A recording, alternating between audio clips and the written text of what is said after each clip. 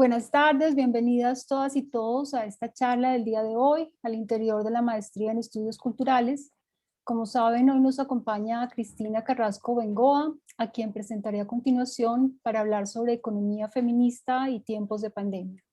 Estará también con nosotros César Sánchez, profesor de la Maestría en Estudios Culturales, que nos acompañará recogiendo las preguntas que pueden hacer a través del chat. Cristina Carrasco Bengoa es economista feminista chilena, catalana y profesora jubilada de Teoría Económica de la Facultad de Economía y Empresa de la Universidad de Barcelona. Actualmente hace parte de la Red Latinoamericana de Economía Feminista Emancipadora, Grupo de Claxo. Es militante feminista, su accionar científico y político se desarrolla entre España y América Latina, específicamente en Chile. Como una de las precursoras de la economía feminista, ha dejado importantes publicaciones, entre las cuales se encuentran El trabajo de cuidados, antecedentes históricos y debates actuales, Mujeres, sostenibilidad y deuda social, Con voz propia, la economía feminista como apuesta teórica y política, y su último libro, del que ha sido editora, y suena muy interesante, Reexistiendo en Abya Yala, desafíos de la economía feminista en tiempo de pandemias, publicado en enero de este año. Daremos entonces inicialmente la palabra a Cristina para su conferencia, luego haremos una ronda de preguntas para dar una segunda parte después, que se dirigirá específicamente al tema de la economía feminista en relación a la crisis producida por el COVID-19, o más bien visibilizada por el COVID-19, y al final de esa parte, si es necesario, abrimos nuevamente espacio para responder preguntas que se están recogiendo en el chat permanentemente. Entonces, bienvenidas y bienvenidos. Cristina, te damos la palabra. Bienvenida a este espacio. Gracias, César, también, y bienvenido. Muy bien, muchas gracias. Buenas tardes a todas, a todos, a todes. Bien, tal como estaba pensado el tema, como lo más probable es que dentro del estudiantado haya alumnas, alumnos que no tienen por qué saber de economía feminista o no han estudiado economía feminista, voy a comenzar una primera parte viendo un poco qué es la economía feminista y sobre todo una crítica al sistema que estamos viviendo desde la economía feminista. Y ahí lo dejaré ahí para que podamos hacer preguntas de esa parte. Y una segunda parte donde ya hablaré de la pandemia, de lo que ha significado, y frente entonces a la situación que tenemos hoy, cuál es la propuesta desde la economía feminista, ¿no? Esto es un poco el esquema que voy a seguir. Bien, la primera parte, ¿qué es la economía feminista? Aquí yo comenzaría, aunque sea muy brevemente, nueva, ¿no? Que empezó hace 4 días y que ahora estamos con feministas. Y esto no es así. La economía feminista, no voy a comenzar de muchos siglos antes, pero las ideas que hay, algunas de las ideas del feminismo y que después son elaboradas por la economía feminista, las he leído en algún poema del siglo VI antes de Cristo. O sea, realmente ya mujeres se planteaban temas relacionados con algunas de las reivindicaciones actuales en esos tiempos. Pero ya hablando más directamente con la economía feminista hunde sus raíces, digamos así, en el siglo XIX. Ya sabemos que el pensamiento clásico, bueno, se dice que la economía nace en 1776, lo cual es una tontería decir que un pensamiento nace en un año, pero se pone ese año, como pueden saber, porque se publica la obra de Adam Smith, que se considera el primer pensador clásico, y ahí es la primera vez que hay, digamos, como debates o conceptos económicos sistematizados. Bien, entonces este pensamiento clásico más o menos abarca un siglo, hasta finales del XIX, y termina con el pensamiento de Carlos Marx. Durante todo este siglo hay una serie de mujeres que están debatiendo con estos grandes clásicos. Habitualmente en las carreras de economía hay alguna asignatura, y bueno, antes era muy importante, ahora cada vez menos, que es la historia del pensamiento económico. Y en esta historia del pensamiento económico normalmente se nombra a todos los clásicos, Adam Smith, David Ricardo, Carlos Marx, etcétera, pero nunca se nombra a las mujeres que debatían con ellos en esa época. Entonces, nombro sí unas pinceladas para que veamos más o menos cómo ya se está discutiendo en esos tiempos. A finales del 18, cuando Adam Smith publica su obra, ya hay mujeres que lo están criticando porque su obra, La riqueza de las naciones, son 2 tomos, y en esos 2 tomos dedica 2 páginas al trabajo, no doméstico, al trabajo asalariado de las mujeres, cuando él es el tema de lo que está hablando, ¿no? De dónde sale la riqueza de las naciones. Y hay muchas mujeres que están en el empleo en esa época, ¿no? En la empresa textil, la empresa tabaquera, etcétera, era netamente trabajo feminizado. Bien, y por supuesto que del trabajo doméstico prácticamente no hablan, ¿no?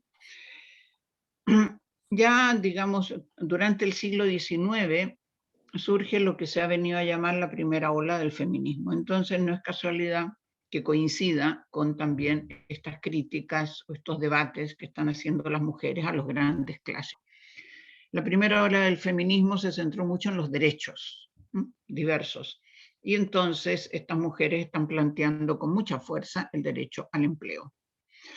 Y es curioso cuando uno lee sus textos porque, por ejemplo, cuando los hombres les decían, pero ¿para qué quieren un empleo? Claro, ellas decían, es que es algo muy sensato, por las mismas razones que ustedes, ¿no? Para poder mantenernos nosotras y nuestros hijos. Entonces, aquí quedaba muy claro lo que era la doble moral, porque se decía que el empleo iba a ser perjudicial para las mujeres.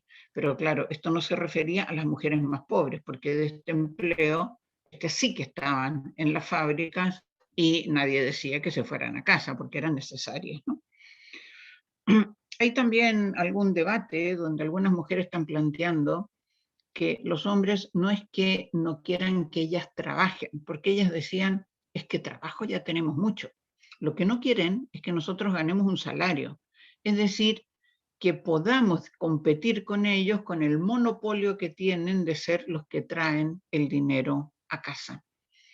Porque cuando recordemos que los salarios de las mujeres en el siglo XIX eran aproximadamente el 20% de los salarios masculinos, es decir, de una pobreza de hambre, ¿no?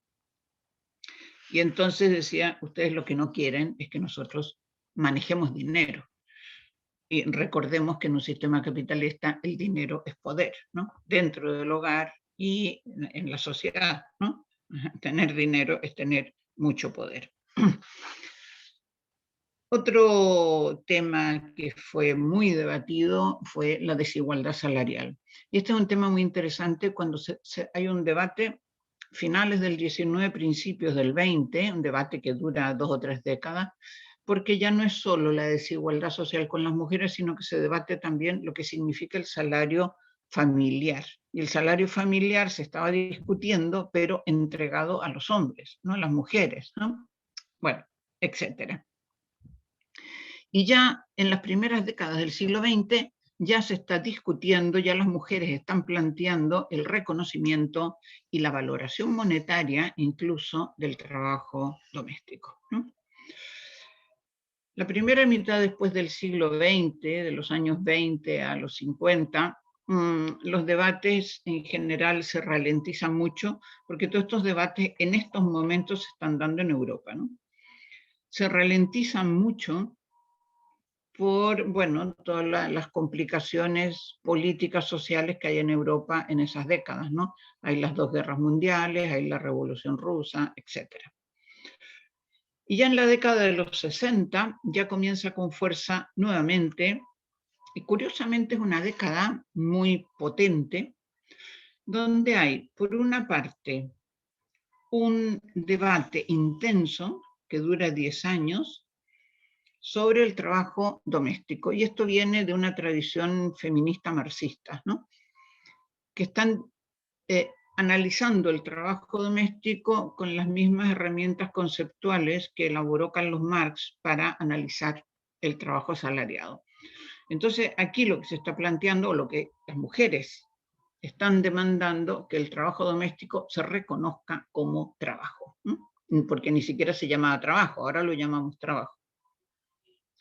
Y en este trabajo doméstico, en esos momentos, solo se consideraba lo que le llamamos la parte más tradicional, que era el lavar, el limpiar, el cocinar, etc., ¿no? Entonces, aquí hay una serie de debates ya, un debate muy áridos, ¿no? Muy economicistas sobre si el trabajo doméstico es creador de valor o no, si crea plusvalía o no, etc. No se llegó a fines claros, pero sí este debate dio origen a una cantidad de líneas abiertas de debates posteriores. Simultáneamente, en esos años, se comienza también una crítica muy fuerte a la economía neoclásica. La economía neoclásica nace a finales del siglo XIX, y aquí hago un paréntesis, porque me parece importante que durante un siglo, antes comenté, se desarrolla lo que se viene a conocer como el pensamiento clásico, que se centraban en la producción, ¿no? Bueno, hay más problemas, menos problemas, pero están centrados en la producción, y yo creo que los pensadores clásicos realmente eran hombres la mayoría, que pensaban sobre el mundo, pensaban sobre la sociedad en su conjunto, ¿no? Cuando aparece toda la obra de Carlos Marx, ya hacia mediados, fines del siglo XIX, surge esta teoría neoclásica, y curiosamente, a ver, yo aquí creo que pasa mucho cuando hay pensamientos potentes, ¿no? Cuando un pensamiento es potente y otro pensamiento contrario no se atreve a enfrentarlo, lo que hace no es debatir con él, sino tomar un desvío y elaborar algo alternativo, ¿no? Entonces, la teoría neoclásica, es decir, esta teoría que desplaza el objeto de estudio de la producción al intercambio, al mercado, esta teoría nunca enfrenta el pensamiento marciano, digamos, ¿no? Sino que se va por otro camino, elabora otra teoría que es la que actualmente sigue siendo absolutamente dominante en todas las facultades de economía y en todas las políticas económicas, ¿no? Salvo en muy pocos países. Entonces, esta teoría neoclásica en estos momentos ya lleva más de medio siglo elaborándose, y realmente es una teoría absolutamente, bueno, de la peor forma liberal, muy patriarcal, o sea, los conceptos ya son absolutamente legitimadores de las ideas patriarcales, y entonces aquí las mujeres en estos años se enfrentan directamente, y hay unas críticas profundas, tanto conceptuales, teóricas como metodológicas, a esta teoría neoclásica. Esta teoría neoclásica es la que hoy da el sustento teórico al capitalismo neoliberal que estamos viviendo en la gran mayoría de los países, ¿no?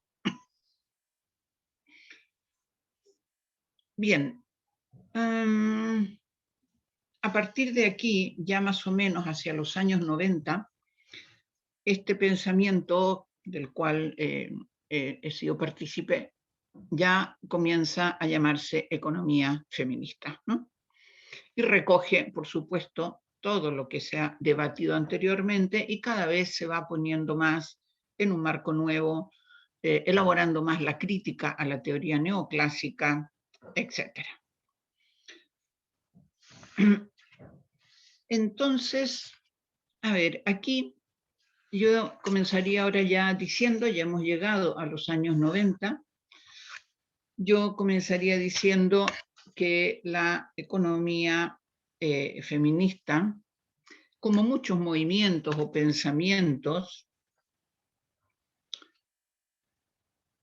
se siente o nos sentimos, digamos, incómodas con lo que hay, con la economía que hay, con el sistema que vivimos, ¿no? Y por tanto, decidimos que hay que cambiarlo, como otras personas u otros movimientos u otras escuelas de economía, ¿no? Decidimos que hay que cambiarlos. Bien, y entonces, cuando algo no nos gusta y queremos cambiarlo, creo o creemos que lo importante es, primero que nada, conocerlo. Es decir, conocer lo que está funcionando para poder realmente, si quieres cambiarlo, saber cómo está funcionando, para ver cómo después puedes intentar hacer los cambios, buscar estrategias, ¿no?, que sean adecuadas, etc. Y así, entonces, la economía feminista hace una crítica al sistema económico que estamos viviendo, basándose en todas las críticas que se han hecho a la teoría neoclásica. Y yo ahora voy a centrarme en esta crítica al sistema que vivimos y me voy a centrar en dos aspectos. Se han elaborado más, ¿no? Pero me voy a centrar en dos que me parecen fundamentales para comprender lo que yo quiero transmitirles. Me voy a centrar en el objeto de estudio de esta economía y en el objetivo final que pretende. Entonces, el objeto de estudio viene definido por las fronteras del mercado. Y esto ya viene desde los pensadores clásicos, ¿no? Siempre se centraron en las fronteras del mercado. Esto es lo que nosotros llamamos un estrabismo productivista, ¿no? Y entonces, cuando digo las fronteras del mercado, quiero decir que solo se estudian la producción para el mercado, el consumo a través del mercado, la distribución por mercado, etc. Es decir, de alguna manera todo tipo de intercambios, ¿no? Y así se excluye de sus análisis todo lo que tiene que ver con la reproducción social. Y aquí ya desde estos momentos, desde los clásicos, hay una relación simbólica entre trabajo, que es lo que ellos están estudiando, el mercado, trabajo y trabajo asalariado o empleo. Y entonces el resto de los trabajos quedan ya absolutamente marginados y la palabra trabajo queda cautiva para el empleo. Y esto le llamamos una ceguera histórica patriarcal. Es decir, están mirando toda la sociedad, sobre todo los clásicos, miran toda la sociedad y no son capaces de ver que se están haciendo distintos trabajos de los cuales depende la reproducción social. Bien, estas fronteras entonces, digo, nos muestran, o sea, si yo solo me centro en el mercado, pues veo un falso funcionamiento de este sistema.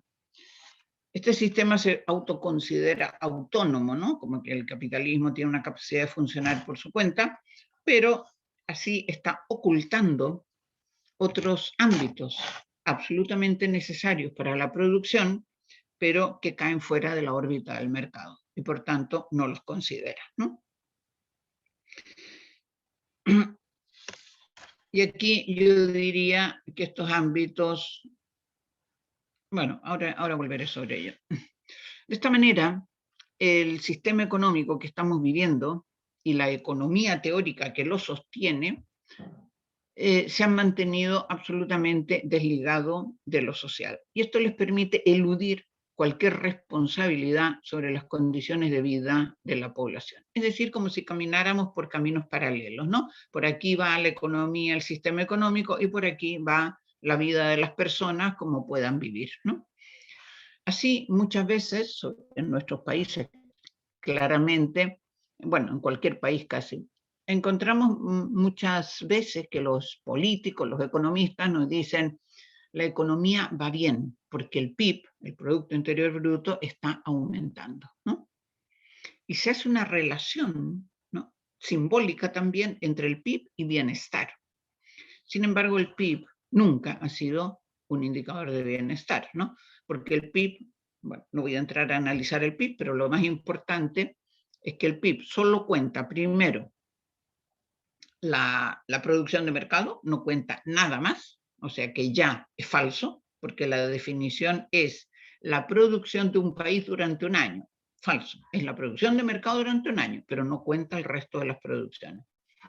Pero es que además cuando se hace ese simbolismo entre PIB y bienestar,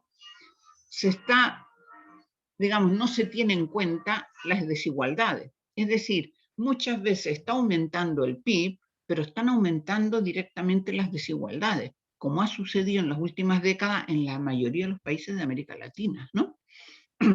En mi país de origen, que es Chile, donde vivo ahora, pues es sorprendente desde la dictadura en adelante cómo han aumentado las desigualdades, ¿no? Con lo cual, significa que entonces la economía feminista lo que está planteando aquí es que no podemos tener estas fronteras tan estrechas de mercado y tira estas fronteras abajo, ¿no? ¿Estas fronteras cuáles son? La fundamental, a la que nos hemos dedicado más los estudios, es al ámbito del cuidado. El ámbito del cuidado, por una parte, que básicamente, no solamente, pero básicamente han realizado históricamente las mujeres desde los hogares, y el ámbito de la naturaleza, que lo comentaré rápidamente, pero es el ámbito de estudio más de la economía ecológica, ¿no?, con los cuales tenemos muchos puntos de encuentro. Estos dos ámbitos son condiciones de posibilidad del sistema, porque, bueno, ahora explicaré por qué. O sea, empecemos por el ámbito del cuidado. Y que primero voy a comenzar diciendo qué significa esto de cuidados, ¿no? Porque aquí los cuidados muchas veces dicen, ah, sí, el cuidado de los niños, el cuidado de los viejos. Entonces se reduce a una cosa mínima, ¿no? O bien se habla de cuidados en general de todo, ¿no? O sea, hay aquí una serie de riesgos. Entonces yo voy a hablar de 3 dimensiones del cuidado, que me parecen muy importantes. La primera es que los cuidados son los que dan cuenta de nuestra vulnerabilidad.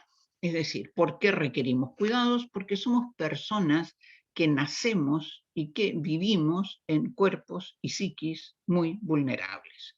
Y esto no es ni malo ni bueno, es así la condición humana, sencillamente hay que aceptarla, ¿no? Entonces, estos cuidados se requieren a lo largo de todo el ciclo vital, porque los cuidados pueden ser afectivos, sanitarios, amorosos, psicológicos, etc.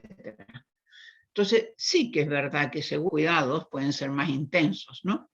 Pero a lo largo de toda la vida, por ejemplo, las adolescentes y los adolescentes requieren muchísimo cuidado más psicológico, ¿no?, para su seguridad, que a lo mejor no sanitario.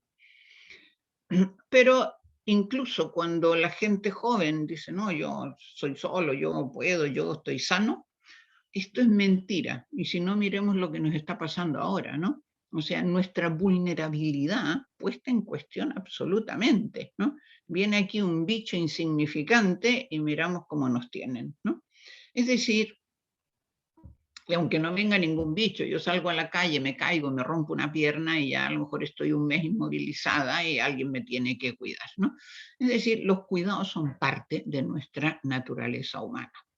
Y los cuidados desde pequeños, cuando nacemos, nos permiten crecer, socializarnos, adquirir un lenguaje, unos valores, una identidad sexual, una autoestima básica. Es decir, y todo esto se desarrolla a partir de todos los bienes y los servicios que se van produciendo desde los hogares, ¿no? Y todo este cuidado nos permite después salir de los hogares y relacionarnos con el mundo más amplio común. Ahora bien, el problema, ¿cuál es? La importancia, fijaros la importancia de lo que estoy diciendo de esta condición humana. Pero ¿cuál ha sido el problema de este trabajo? Que ha quedado absolutamente marginado del debate político, ¿no? El trabajo de mercado, el trabajo asalariado, siempre se discute en el mundo público político, ¿no? Las condiciones laborales, el incremento salarial, etc.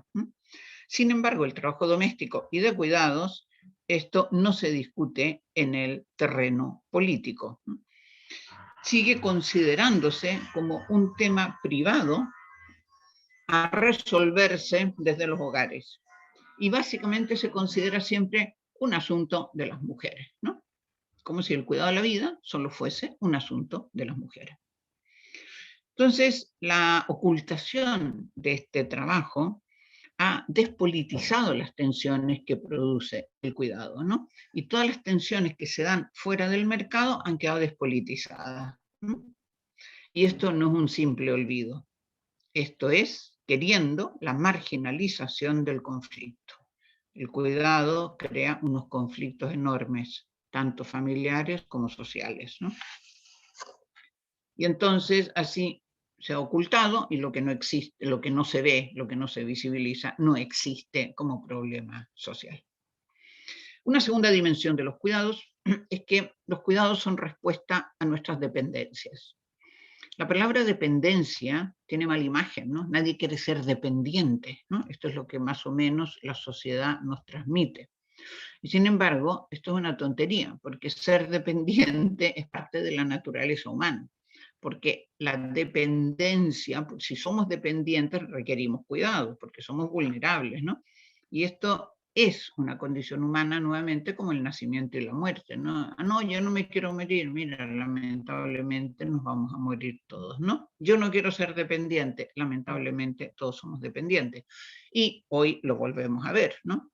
Las grandes dependencias que se han creado con, o sea, que se han visto, que se han visibilizado, las dependencias ya estaban, ¿no? Y entonces esta dependencia no es una situación excepcional, ni es tampoco un resultado de decisiones o actuaciones individuales, porque a veces dice, claro, tú eres dependiente y has decidido mal. No, no, es así. Otra cosa son ya particularidades, ¿no? Y entonces, esta dependencia, igual que los cuidados, implica aspectos físicos, filosóficos, emocionales, fisiológicos, perdón, emocionales, etcétera, ¿no? Y esto es absolutamente incompatible con esta valorada independencia individual. Otra cosa es la autonomía, ¿no? Son dos conceptos diferentes, pero no, no, yo soy absolutamente independiente. Esto es mentira, si no puede serlo. Ya alguien, fuiste dependiente desde que naciste, ¿no? Eres más, pero no del todo, según las edades, y después seguirás siendo muy dependiente. Es decir, es parte de nuestra vida, ¿no? Ahora, aquí hay un tema, y aquí enlazo con un debate, con una crítica que le hacemos a la economía neoclásica. La economía neoclásica tiene un personaje referente que lo llaman el Homo economicus. Lo llaman ellos, no me lo invento. El Homo economicus. Este Homo economicus, según la propia definición de la economía neoclásica, es un personaje que está siempre en el mercado, sea el productor, el consumidor, el que sea, siempre en el mercado relacionándose a través de los precios. Es un personaje que maximiza, que es una palabra que se usa mucho en economía, que maximiza siempre solo para su mejor bienestar. Es un personaje absolutamente racional y es un personaje que nunca fue niño, que nunca se hace viejo y que nunca está enfermo. Claro, ¿qué personaje es este? Claro, nosotros decimos, este personaje es como los hongos de Hobbes, ¿no? Aquello que decía que los hombres crecen por reproducción espontánea, ¿no? Porque ¿cómo llegó ahí este personaje si nadie lo cuidó? Es que parece que él nunca requirió cuidados porque nunca fue niño, nunca se hace viejo, nunca cuida a nadie y nadie lo cuida a él, ¿no?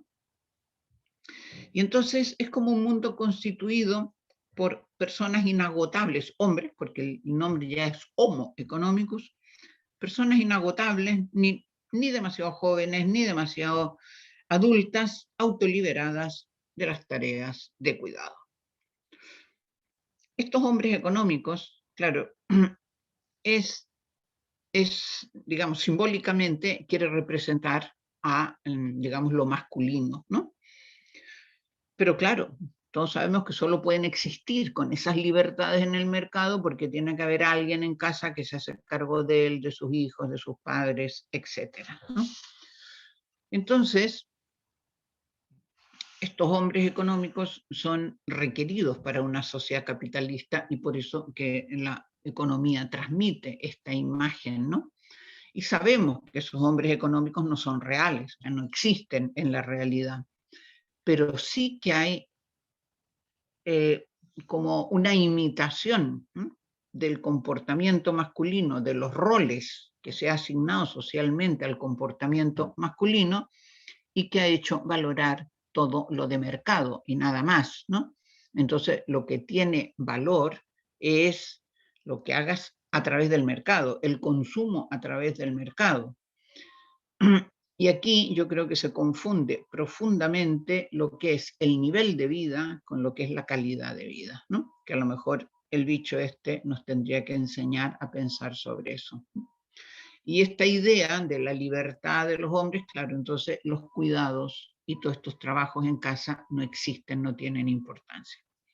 Y fijaros, esto lo podemos hablar después si quieren, pero cuando se dice que las mujeres salgamos al empleo en las mismas condiciones que los hombres, o sea, digamos que nos convirtamos en homos económicos, claro, la pregunta es, oye, si nos vamos todos al mercado con libertad de tiempo y acción, la pregunta es, ¿y quién se hace cargo de toda la vida en casa?, ¿no?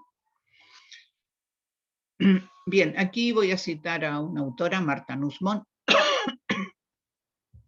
que dice, solo en sociedades donde los trabajos de cuidados no estén determinados por sexo, género, raza o cualquier otra categoría social, entonces puede tener sentido el ideal de igualdad o justicia social.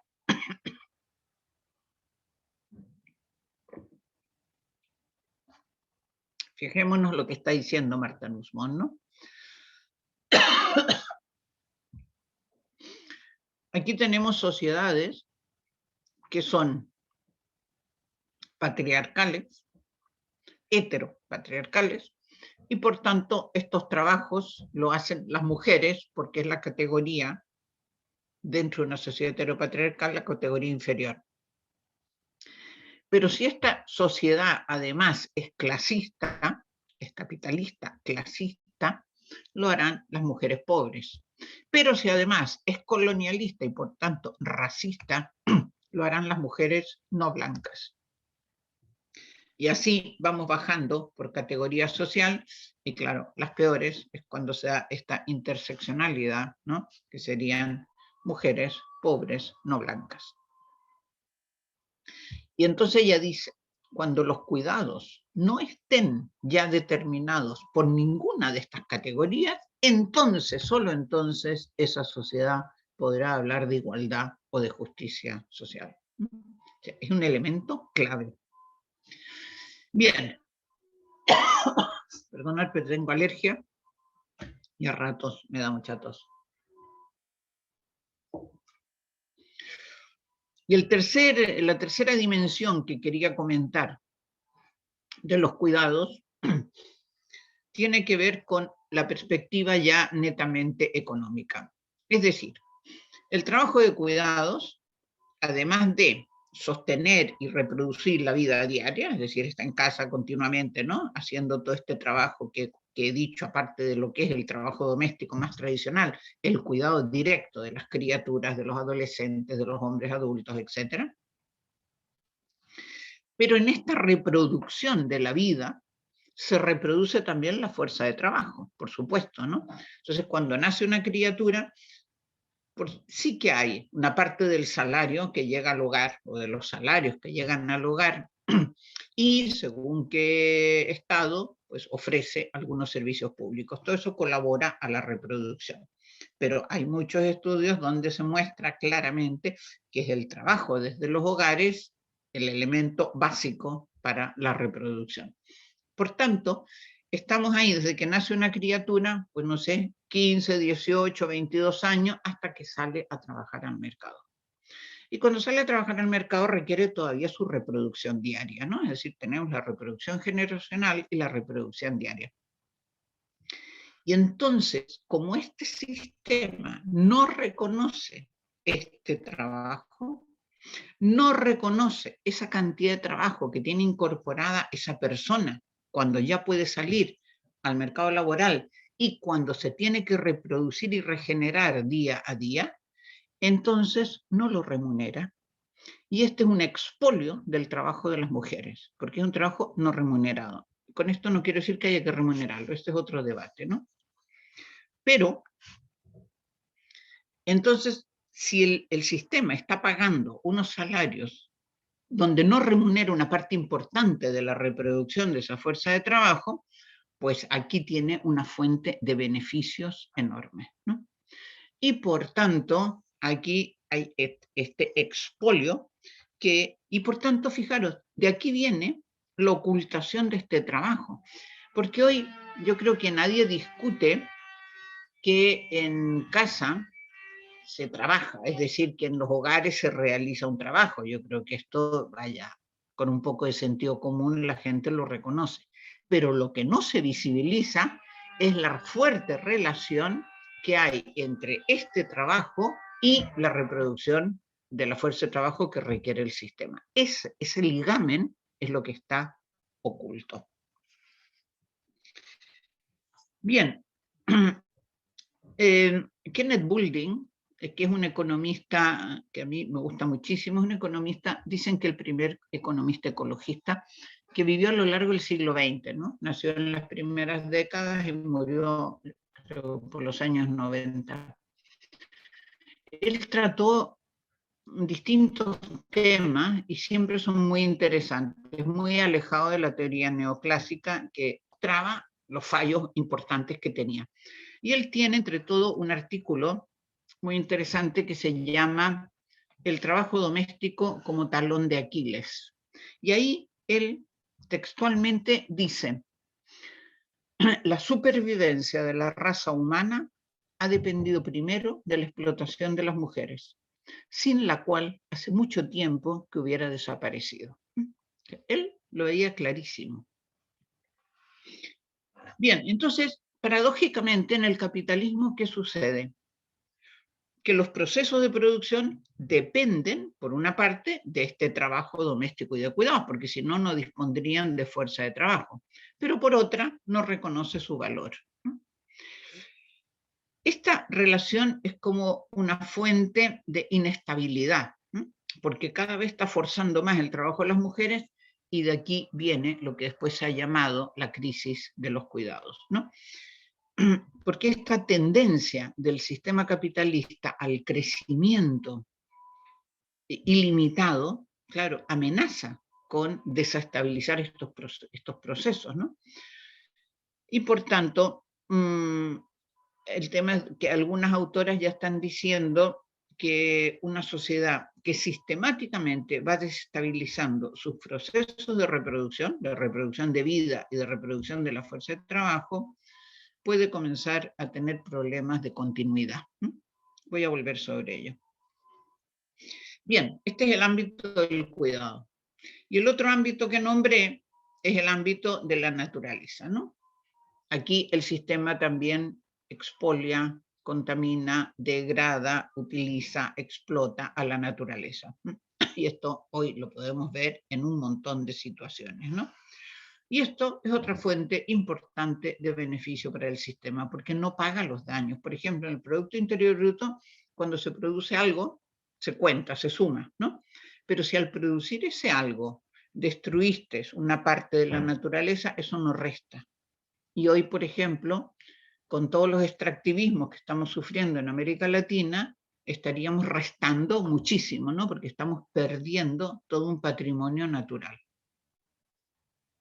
Bien, entonces aquí en el capitalismo y los defensores del capitalismo utilizan la naturaleza como si fuese un recurso que ellos pueden disponer todo lo que quieran, ¿no? Como si fuese un recurso infinito. No tienen en cuenta que vivimos en un planeta finito y con unos determinados equilibrios naturales, ¿no?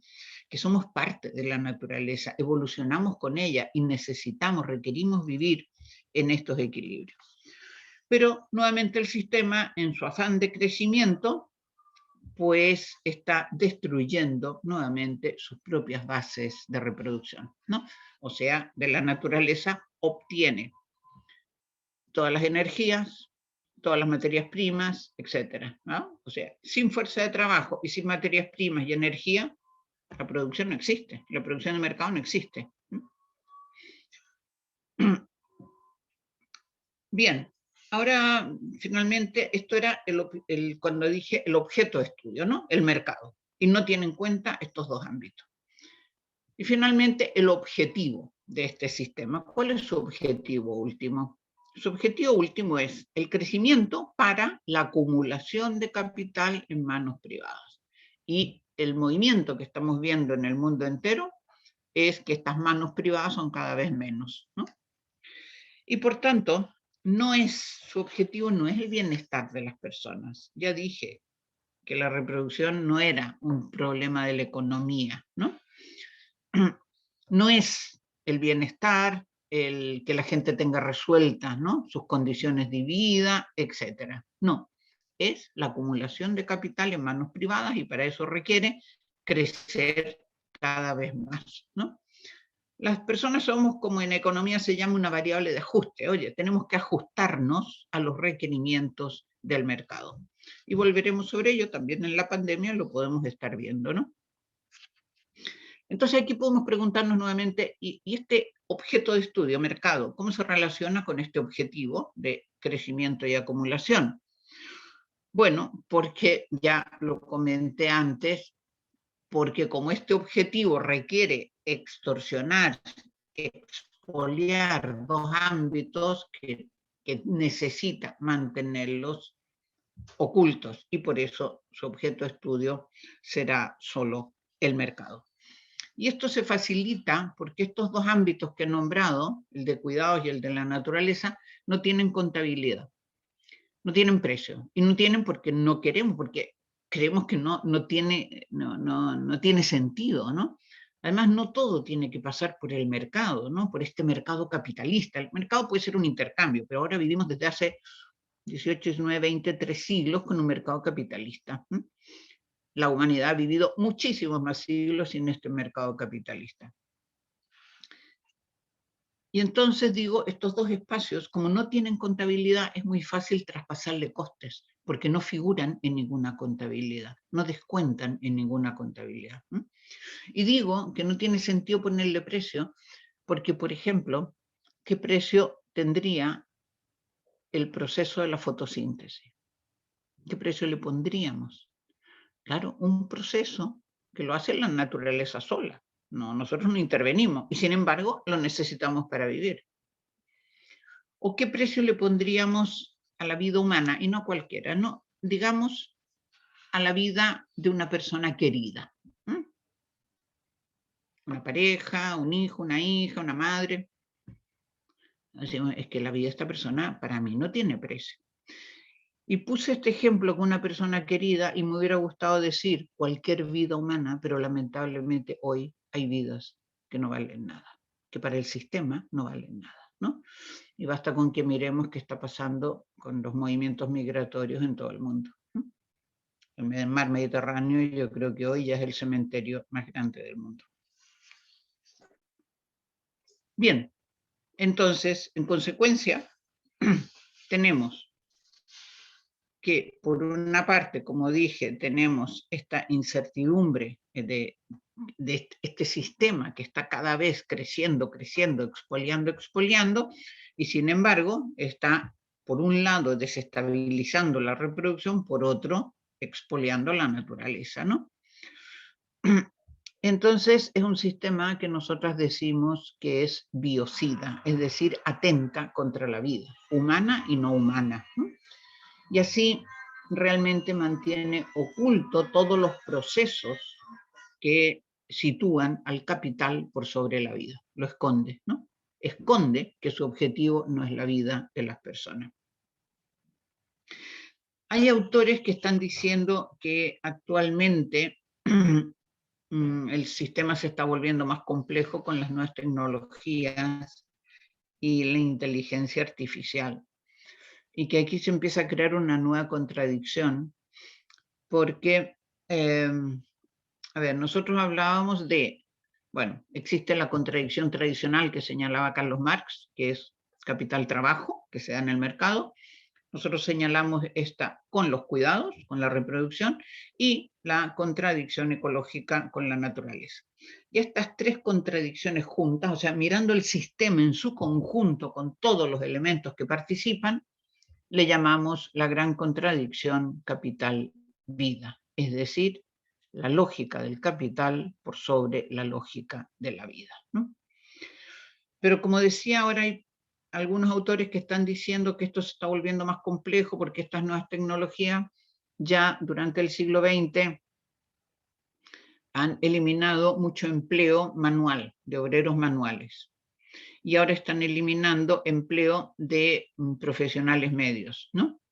Con lo cual se puede crear un enorme desempleo que será una nueva contradicción del sistema. Entonces aquí la gran incertidumbre, digamos, que se nos plantea hoy es, ¿este sistema será capaz? Bueno, capaz puede ser. ¿Cómo va a intentar reinventarse a sí mismo para salir de todo este bache que está pasando, ¿no? ¿De qué forma? Es verdad que hay muchas vidas que van a caer en el camino si lo hace, porque no le importan, ¿no? Y la otra incertidumbre es si las personas que estamos en contra de este objetivo del capital y que estamos por el objetivo de la vida, si seremos capaces de elaborar, de construir algo diferente, ¿no? Bien, dejo aquí la primera parte, que es más larga, la segunda es más corta porque ya hablo mucho. Ahora, no sé, si tienen preguntas o comentarios o cuestiones sobre esta parte, y después continuamos con ya con la pandemia, ¿no? Ya, un Gracias, momento, voy a Cristina. prender la luz. Dale.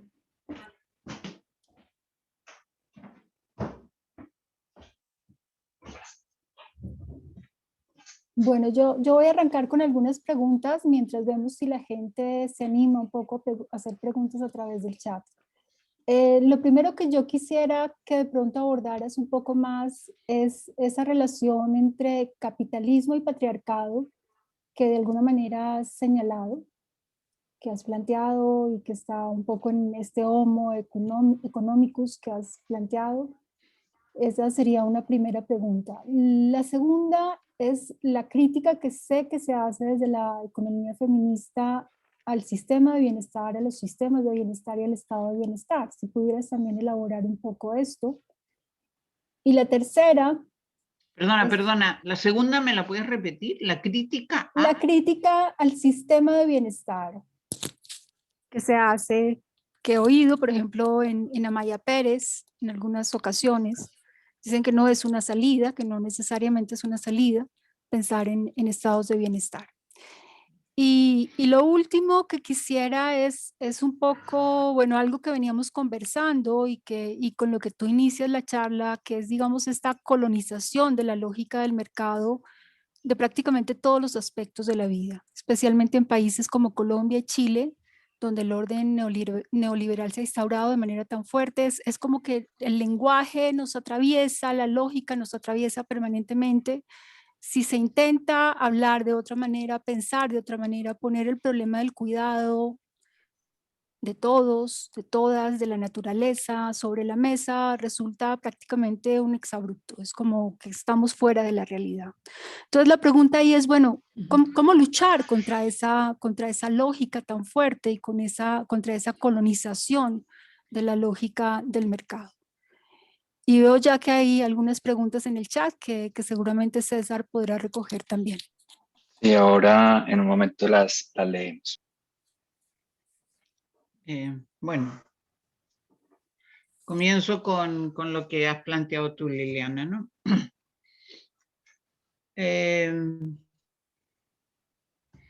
Tú me hablabas del capitalismo patriarcal, ¿no? Sí. en tu primera pregunta. Sí, la relación entre estos dos. Sí, bueno, yo creo que aquí históricamente, esto Silvia Federici lo tiene muy bien explicado, ¿no? De cómo el patriarcado es muy anterior al capitalismo, ¿no? Y había existido en muchos sistemas y, bueno, incluso ni siquiera está muy claro todavía cómo surge y por qué surge, ¿no? Y entonces ella, cuando comenta ahí, habla de cómo ya en el siglo XV, XVI, cuando ya se está destruyendo todo el sistema feudal, pues este nuevo sistema que va a surgir, porque hay esto que le llaman el protocapitalismo, ¿no? Cuando se comienzan a crear las condiciones, y entonces requiere que las mujeres vuelvan a casa, y sobre todo, porque toda esta casa de brujas y los asesinatos que hay de mujeres, básicamente son porque son mujeres muy potentes que ya, bueno, hoy lo hubiéramos llamado movimiento feminista, ¿no? Eran todo un movimiento de mujeres que se reunían y que realmente tenían mucha potencia. Entonces, bueno, las llaman brujas para poder asesinarlas porque el capitalismo va a requerir, sobre todo al inicio, que las mujeres vuelvan a casa. Y entonces hay esta combinación capitalismo heteropatriarcado que el capitalismo la requiere para que alguien se haga cargo del cuidado. Y hoy, cada vez, sí, las mujeres sí que es verdad que en un porcentaje cada vez tal vez más importante, dependiendo de los países, hemos salido al mercado laboral, pero jamás en las mismas condiciones que los hombres, ¿no? Y siempre seguimos a cargo de la responsabilidad del hogar. Y lamentablemente esto además es un tema muy feminizado, pero también muy racializado y muy mercantilizado, porque no es lo mismo cuando tienes la posibilidad de contratar personas, mujeres, para que colaboren en tu trabajo, ¿no? O en tu trabajo, en el trabajo del hogar, digamos, pero esto al capitalismo le va bien porque mantienen las diferencias de clase, ¿no? Y entonces las mujeres seguimos siendo las responsables de todo esto. No es verdad que no lo seamos, ¿no? Y por eso que Martha Nussbaum dice, mientras estos trabajos estén categorizados por alguna de estas relaciones de desigualdad, nunca habrá igualdad ni justicia social. O sea, en este sistema eso no se dará. Este sistema es clasista, ¿no? Y es racista, por tanto, nunca se dará esa igualdad. A mí cuando me dicen políticas de igualdad, no me las creo. O sea, me puedo creer la importancia de visibilizarlo, de esto, de que sean conscientes, etcétera, pero que las políticas de igualdad van a resolver problemas importantes, no me lo creo. Dentro del mismo sistema, no me lo creo. O sea, creo que es absolutamente incompatible, ¿no? Que se llegue a eso. Se llegan a igualdades formales, se llegan a igualdades que el sistema no le afectan, pero no a la igualdad de verdad, ¿no? O donde ya estas categorías desaparecieran, ¿no?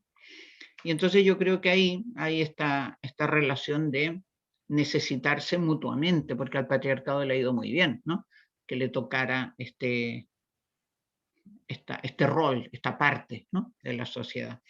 Le ha ido muy bien y bueno, siempre hay compañeros que son muy antipatriarcales y que están molestos con la masculinidad que les ha tocado, ¿no? Pero siempre son minoritarios. Porque además, claro, es que es un tema ideológico, porque el papel de una ideología cualquiera es hacerte creer que vives en el mejor de los mundos posibles. Y por tanto, no intentes cambiarlo, ¿no? Y entonces, esa ideología patriarcal la asumimos hombres y mujeres desde que nacemos. Lo que pasa es que las mujeres, como nos toca la peor parte, muchas veces pues lo vamos haciendo consciente. Y entonces al hacerlo consciente, puedes intentar cambiarlo, ¿no? Y esto lo que sí hemos aprendido, que esto solo no lo hace nadie. Ninguna mujer es capaz de cambiarlo sola, porque es luchar sola contra el patriarcado. Y de ahí la importancia de todas las variantes que puede haber de organizaciones de mujeres feministas del tipo que sean, ¿no? Es la alianza para ser consciente de las desigualdades, incluso de tus propias ideologías, de tu propio interior, ¿no? De cómo hemos aceptado, porque todo parece natural, claro, la ideología cualquiera te hace sentir que lo que estás viviendo, el mundo que estás viviendo, es el que debe ser. Entonces se confunde lo que hay con lo que debe ser, y por tanto no lo cambies, ¿no?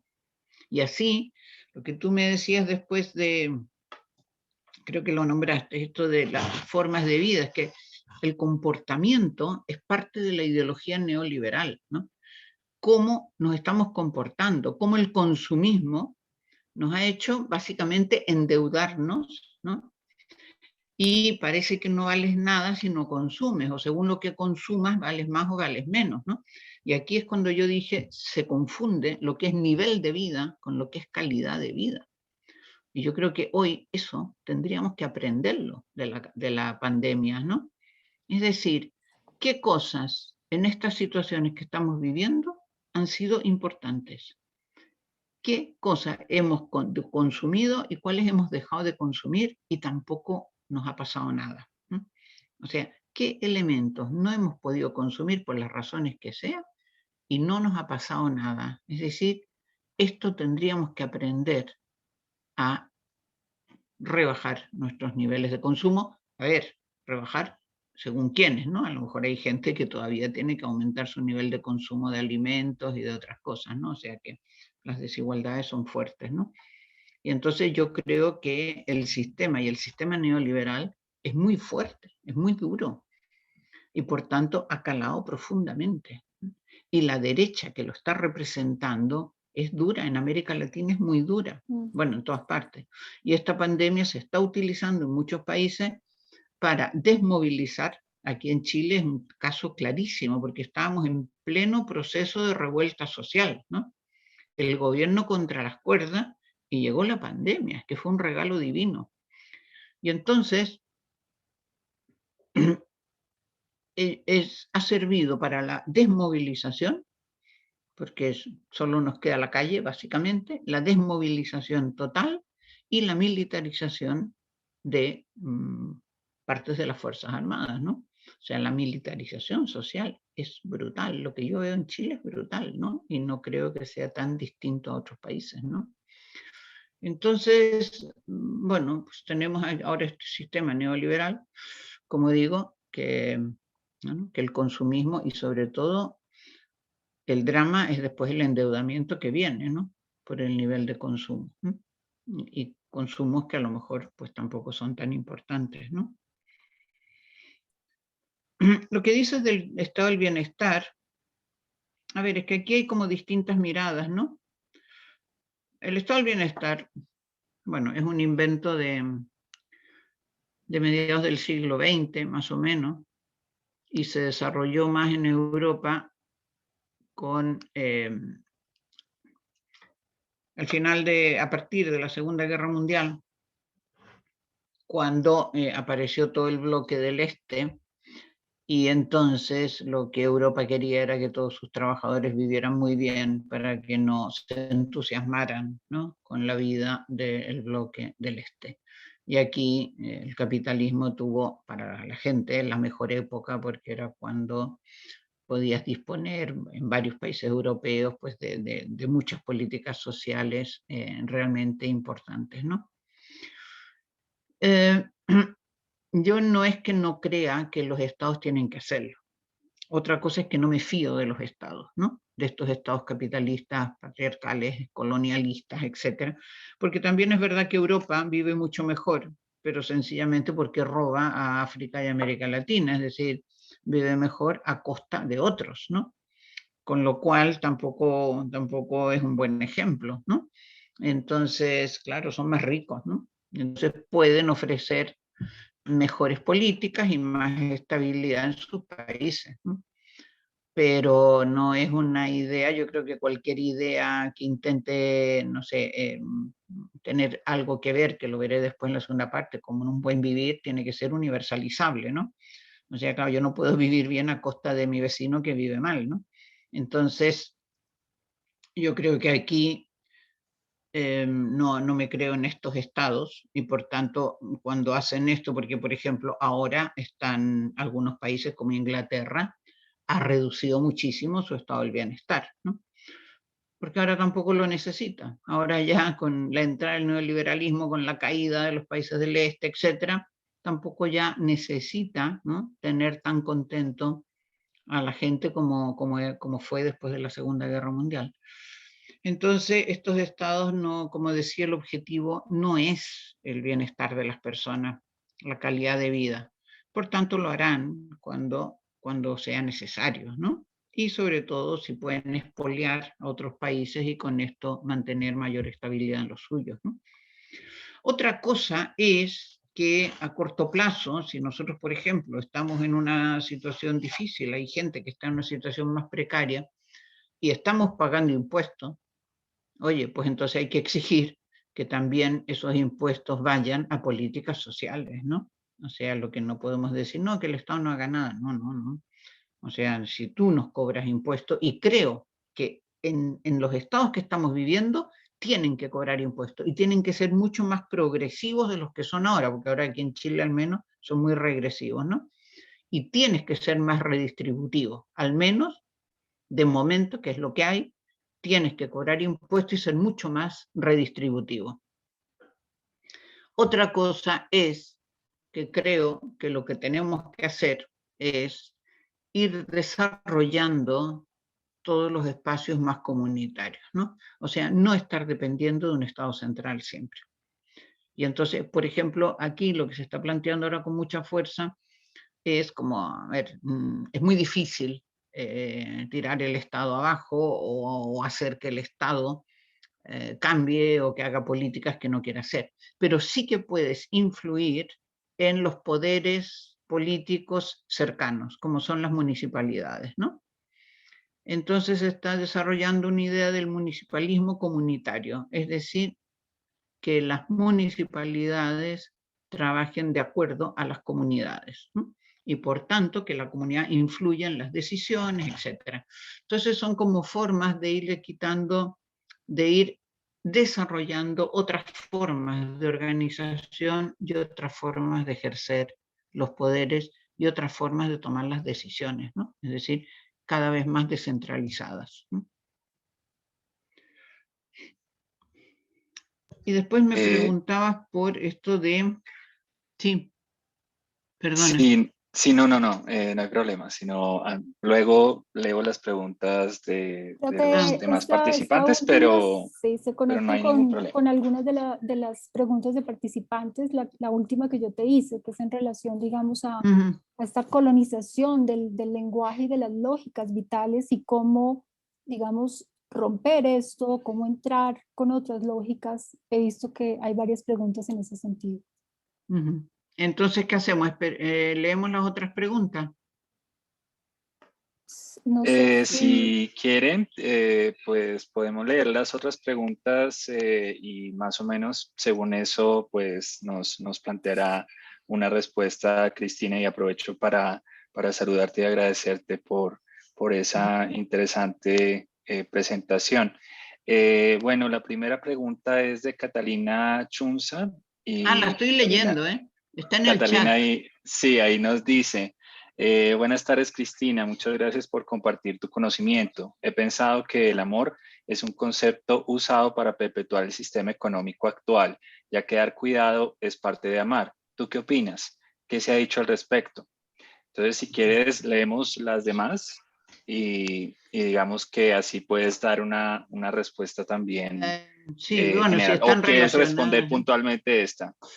Yo, a ver, si están relacionadas es más fácil, pero si son muy diferentes, mira, puedo ir respondiendo Pues yo veo que de hay manera breve relaciones. cada una mejor, ¿no? De manera breve, Dale, ¿no? Porque si entonces, no sí, nos va a dar perfecto. tiempo. Mira, yo Listo, creo que perfecto. para mí el amor, o sea, una cosa es que te engañen, ¿no? que todo hay que hacerlo por amor y estas cosas, entonces te están manipulando. Pero otra cosa, el sentimiento de querer a la gente, llámale amor o llamémoslo, no es el amor romántico, que con esto fue que a las mujeres nos engañaron, ¿no? Cuando nos contaban los cuentos y todos acababan bien, cuando el príncipe se casaba con la princesa, ¿no? Entonces, este amor romántico no existe. Entonces, esto sí que es un engaño. Pero la relación humana, yo creo que hay, llámale amor, llámale querer, llámale como le queramos llamar, pero no es una relación fría. Cuando tú estableces relaciones con tus hijos, con tus padres, con tus abuelos, con tus tíos, con tus amigos, amigas, estás estableciendo una relación, como queramos llamarle, pero con afectos, ¿no? Y esto yo creo que es bueno, ¿no? Es parte de una condición humana importante, ¿no? Y entonces yo creo que el cuidado, el engaño, es que todo ese cuidado lo hacemos por amor. Ese es el engaño. ¿Eh? Porque el cuidado puede ser muy agradable, por ejemplo, no sé, cuidar a una criatura, pero claro, cuando la tienes que cuidar las 24 horas y te llora toda la noche, ya tampoco es tan agradable, ¿no? Entonces, y después el cuidado puede ser durísimo cuando te toca cuidar a una persona con Alzheimer, por ejemplo. Entonces, el cuidado no es encantador por sí mismo, es necesario realizarlo. Y nosotros aquí lo estamos exigiendo como un derecho al estar cuidado, porque los hombres en general están cuidados, porque las madres, después las parejas, después las hijas, ¿no? Siempre hay alguna mujer que los cuida. En cambio, las mujeres no tenemos ese derecho. Entonces, estamos hablando del derecho al cuidado, ¿no? Que puede ser comunitario, que puede ser como sea. Entonces, yo creo que el cuidado, en muchas partes, o sea, en muchos tipos de cuidado, hay una relación de afecto, de cariño, de amor entre medio, pero no siempre, no siempre, con lo cual, o a ratos, pero es duro, con lo cual aquí es cuando hay que saber las complicaciones y lo complejo que es el cuidado, y para ver cómo organizamos socialmente el cuidado. Por eso digo, claro, al olvidarlo del debate político, se deja ahí que es un asunto de mujeres y que las mujeres lo resuelvan en casa. Esta es la trampa, ¿no? No, nosotros tenemos que sacarlo al debate político, tenemos que visibilizarlo y decir, esto es parte de la vida. Que una sociedad se plantee cómo va a cuidar la vida de las personas. Y a partir de aquí vamos a discutirlo. Cómo lo hacemos en público, cómo lo hacemos en comunitario, cómo lo hacemos hombres, mujeres, etcétera, pero sin tener en cuenta el mercado, porque si no ya estamos haciendo desigualdades. O sea, el que pueda pagar lo va a tener más simple que el que no pueda pagar, y el que no pueda pagar, la mujer que se va a ir a trabajar a cuidar a otros, va a dejar a sus criaturas solas, ¿no? Que es lo que ha pasado con las cadenas globales de cuidados, ¿no? Entonces, no es que el cuidado sea por amor, a lo mejor alguna parte sí, pero hay que ver cómo lo desarrollamos porque puede ser durísimo. Vale, vale, gracias. La siguiente pregunta es de Juan Carlos Segura y él nos dice, considerando las recomposiciones del capitalismo, ¿podrías comentar sobre la dinámica de captura del trabajo afectivo? Y ahí él agrega, pienso en las conversaciones que Harry y Negri han abierto respecto de cómo el trabajo afectivo, entendido como fuerza y dinámica profunda de cuidado y eventualmente constitución de las subjetividades colectivas, la socialidad y en consecuencia la sociedad misma, es integrado al proceso de explotación sin reconocimiento y remuneración, comparado con el trabajo asalariado en sentido clásico. Uh-huh. Bueno, yo creo que, a ver, si entiendo bien la pregunta, yo creo que parte de esto es lo que ya comenté, ¿no? De cómo esta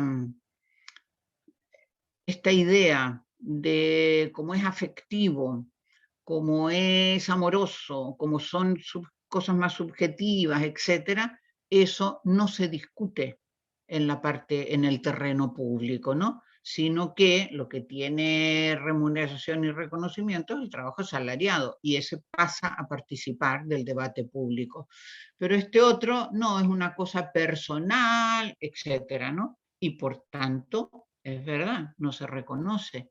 Entonces, sí que las mujeres le damos mucho valor, ¿no? Porque es parte de la vida.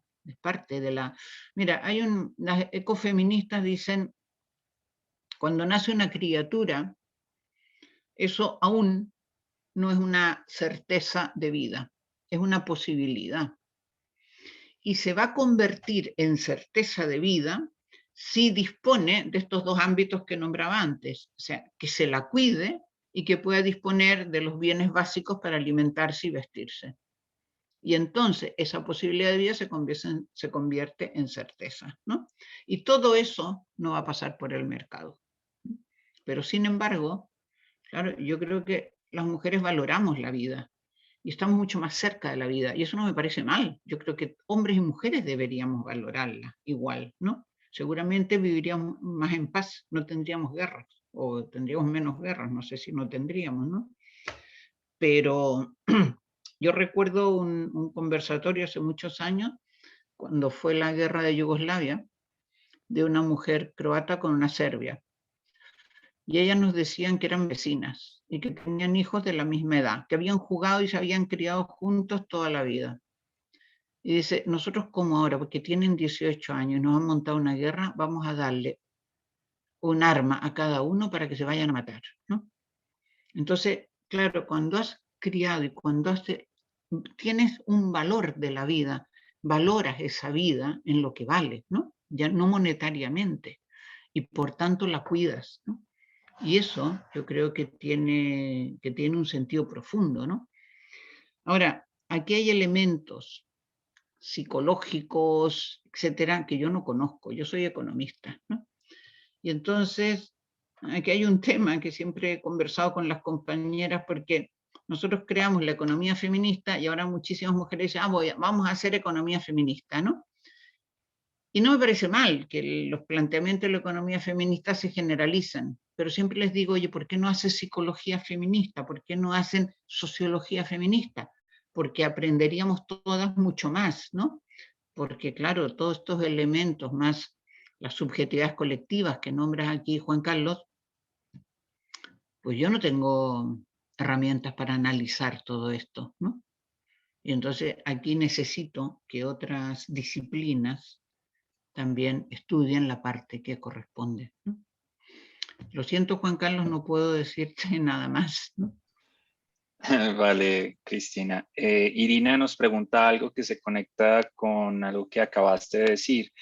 Desde esta contradicción capital-vida, ¿cómo estudiar el lugar de las mujeres campesinas? Mira, aquí es buena pregunta porque tiene que ver con todo lo que tiene que ver con la decolonialidad y las ideas decoloniales y el feminismo decolonial, ¿no? Porque, claro, como estas primeras ideas nacen en Europa, y Europa realmente la agricultura está muy industrializada, no existe o existe casi nada, muy poco en alguna parte de Portugal o de España, pero en general en los países más industrializados no, este tipo de campesinado que hay en América Latina, ¿no? Y que es mucho aún, ¿no? Y entonces, aquí en América Latina tenemos muchísimas experiencias de mujeres campesinas, que a veces son, a veces no, indígenas, y que están trabajando. Además, hay muchísima organización en muchas de ellas, ¿no? En cooperativas, en asociaciones, y entonces que llevan sus productos, y además es una cosa que tendríamos que ir aprendiendo todos, ¿no? De hacer los circuitos cortos, es decir, por ejemplo, Chile era productor de porotos, ¿no? Y ahora ya no. Ya compramos los porotos a China, o sea, ahora los que producen son los chinos y los porotos viajan miles de kilómetros para que nosotros podamos comprar los porotos, lo cual es absurdo porque cada día tenemos viajes por todos lados gastando petróleo, quemando energía para distribuir los productos, ¿no? Y entonces los circuitos cortos, oye, pues tú tienes la producción al lado y compras de eso, y si tienes naranjas y no tienes manzanas, pues tampoco pasa nada, ¿no? Es decir, tenemos que aprender a gastar lo necesario para vivir, pero no estas tonterías de pagar miles de kilómetros. Entonces estas mujeres campesinas en eso nos han enseñado mucho, porque ellas, por ejemplo, muchas de ellas que yo conocí en América Central o en Brasil, trabajan claro, ahora con la pandemia se les ha colapsado, pero trabajaban con escuelas de la zona. Entonces ellas les pasaban los productos para los comedores de los niños, con lo cual los niños comían muy sano y ellas podían seguir trabajando sus huertas, ¿no? Y estas mujeres, cuando hacíamos talleres de economía feminista, se llamaban, ellas decían, nosotros hacemos economía feminista, y tenían toda la razón, porque sostenemos directamente la vida, y es verdad, ¿no? O sea, lo que hablamos de la economía feminista, que es la sostenibilidad de la vida, ellas la hacen cada día, ¿no? Y entonces, bueno, entonces en esta idea del capital vida, yo creo que aquí hay que tener en cuenta que las sociedades todavía son campo y ciudad, ¿no? A ver, que a veces no están tan separados, que hay muchos, los territorios son muy diversos, ¿no? Pero que el campo lo seguimos requiriendo, porque claro, el campo ha perdido valor, como ha perdido valor los trabajos de cuidado, ha perdido valor el campo, ¿no? Y sin embargo seguimos comiendo el campo, ¿no? Y entonces yo creo que en Capital Vida están aquí, ellas están directamente relacionadas con la vida, ¿no? O sea, su trabajo va directamente a sostener la vida, ¿no? Más que el obrero que trabaja en producción de armas, por ejemplo, ¿no? Que necesita el salario para vivir, pero su actividad no está relacionada directamente con la sostenibilidad de la vida, ¿no? De lo que yo conozco, las mujeres campesinas, ellas lo tienen mucho más claro que nosotros, porque lo tienen en directo, lo viven en directo. Dale, muchas gracias. Y pues Daniela, por último, nos pregunta, Cristina, buenas tardes. Mi pregunta es, ¿cómo construir feminismos que resistan a las políticas neoliberales? Bueno, pues yo creo que el movimiento feminista ha dado un ejemplo estos últimos años, esta última década, digamos, ¿no? De cómo ha hecho un crecimiento importantísimo, prácticamente en todo el mundo, ¿no? Y es un movimiento que, bueno, por una parte es un ejemplo de cómo se pueden organizar las cosas sin un verticalismo autoritario, como funciona en muchísimos partidos, u otro tipo de organización, movimiento muy horizontal, con todas las complicaciones de los grupos humanos, por supuesto, ¿no? Que siempre, o sea, es imposible evitar los conflictos, el tema es cómo los resolvemos, ¿no? O sea, en cualquier grupo humano vamos a tener conflictos, el tema es cómo los resolvemos. Y más o menos se han ido resolviendo, ¿no? Y entonces, yo creo que, ¿cómo luchamos contra el neoliberalismo? Pues, mira, hay unas situaciones generales del movimiento feminista. Por ejemplo, la huelga de cuidados del año 2000, bueno, empezó el 2019 o 2018, después se fue generalizando el 2020 ya con pandemia casi, ¿no? Que fue, bueno, una cantidad de mujeres y hombres también en la calle, pero además todas esas mujeres no surgen así como los homo económicos, como los hongos de Hobbes, ¿no? De un día para otro. Esas mujeres son mujeres organizadas, que están en alguna parte, y por tanto cuando surge la convocatoria aparecen todas, ¿no? Y esas, yo creo que el feminismo sencillamente vamos a resistir planteándonos siempre en diversas agrupaciones, que pueden ser más feministas, más de mujeres, más... a mí personalmente creo que eso no tiene tanta importancia, ¿no? Y pueden ser mujeres del campo, mujeres de la ciudad, gente joven y con intereses distintos, porque yo, por ejemplo, que ya soy vieja y veo, claro, las luchas que hicimos, ahora las chicas jóvenes se plantean otros temas y me parece muy bien, ¿no? La cosa va evolucionando. Y esto yo creo que estamos haciendo fuertes resistencias, ¿no? Otra cosa que el capitalismo, el neoliberalismo y el patriarcado son brutalmente fuertes, ¿no?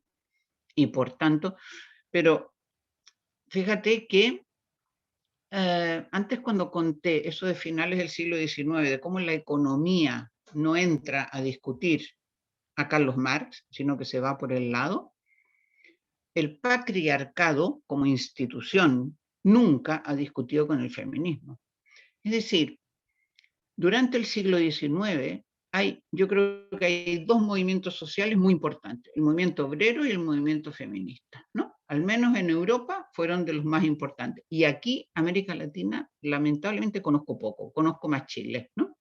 Que también fue de los movimientos importantes en el norte de Chile en el siglo XIX. Bueno, XIX, principios del XX.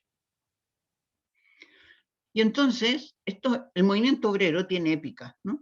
Y yo creo que todos y todas alguna vez nos hemos emocionado cuando veíamos los obreros por las calles de París, puño en alto, cantando la Internacional, cosas de estas, ¿no? Sin embargo, el movimiento feminista del siglo XIX, ¿cómo nos llegó? Como unas locas sufragistas que se paraban en las esquinas y gritaban y se las llevaba la policía y eran siempre clases medias, etcétera, ¿no? Y esto es falso. O sea, hay importantísimos teorías y movimientos del movimiento feminista en el siglo XIX. Aquí en Chile, bueno, la misma, por ejemplo, ya la que se conoce, ¿no? Gabriela Mistral, tiene unos escritos políticos fantásticos y solo se la conoce por sus poemas de pececitos de niños azulosos de frío, ¿no? Es decir, siempre se ha ido escondiendo toda la lucha feminista y el patriarcado no la ha enfrentado, ¿no? Sencillamente se ha burlado, nos ha desprestigiado y es lo que hacen todavía hoy muchos chicos jóvenes, bueno, y muchos hombres también mayores, ¿no? O sea, cuando te enfrentas a ellos, te hacen la burla, porque no se atreven, porque no saben cómo enfrentarse a estas mujeres potentes. Y claro, al final terminamos con la violencia, ¿no? Pero, bueno, tenemos que seguir, chica. Daniela, lo siento, pero aquí no hay recetas, ¿no? Cada uno donde estamos tenemos que continuar. Pero hay que mirar también hacia los ganado, ¿eh? Falta muchísimo, por supuesto, pero el sistema se ha puesto muy duro. Pero yo creo que aquí hay que hacer lo que él llama la ecología de saberes, ¿no? O sea, diálogos intensos en América Latina, por un lado, con todos los saberes de las mujeres indígenas, campesinas, tradicionales, ¿no? Que tienen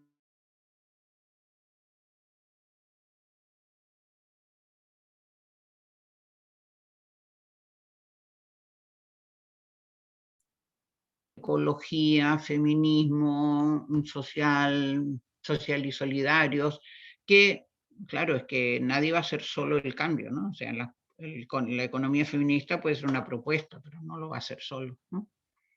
Y entonces, bueno, pues es lo que hay. Hay que continuar. Vale, Cristina, muchas gracias por tus respuestas y pues si deseas continuar con la siguiente parte. Bien, bueno, la segunda parte yo creo que es conocida. Yo voy a hablar así en general porque, claro, puedo conocer más a lo mejor alguna situación chilena, pero más de América Latina en general. Yo primero, a ver, algunas reflexiones sobre la situación. Yo creo que el COVID además de crear, ¿no?, serios problemas de la población, ha revelado realidades que estaban ocultas, ¿no? O sea, yo creo que si realmente se quiere aprender, tenemos que ver cómo ha dejado más a la vista cómo funciona este sistema, ¿no? ¿Cuál es su preocupación máxima? O sea, hoy, ¿cuál es su preocupación máxima? Relanzar la economía, ¿no?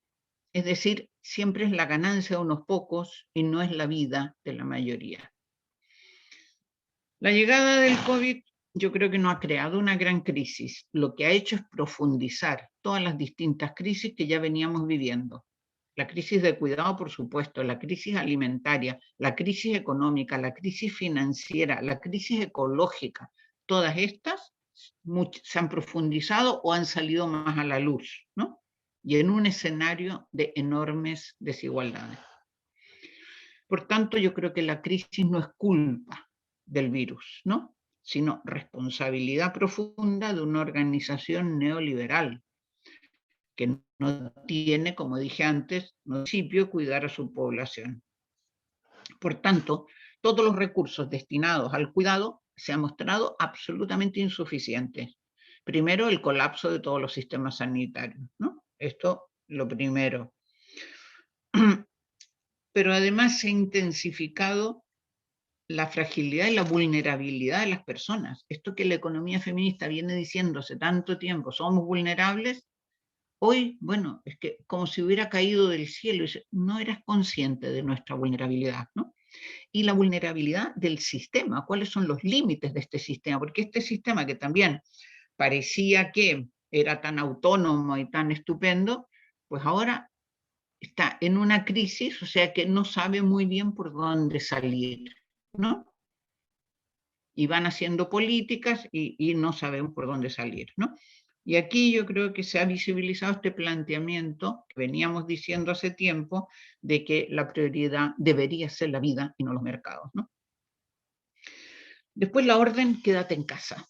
Claro, la orden quédate en casa ha sido brutal porque supone que todo el mundo habita en una vivienda adecuada para el tamaño de la familia. Supone que todas las personas tienen un trabajo estable y con posibilidades de hacer teletrabajo. Supone que hay internet en todas las viviendas. Supone que hay neveras y refrigeradores con abundante comida. Y supone que hay agua corriente en casa. Y más cosas. Y claro, esto sabemos que no es así, ¿no? Entonces, ¿qué ha pasado con las mujeres?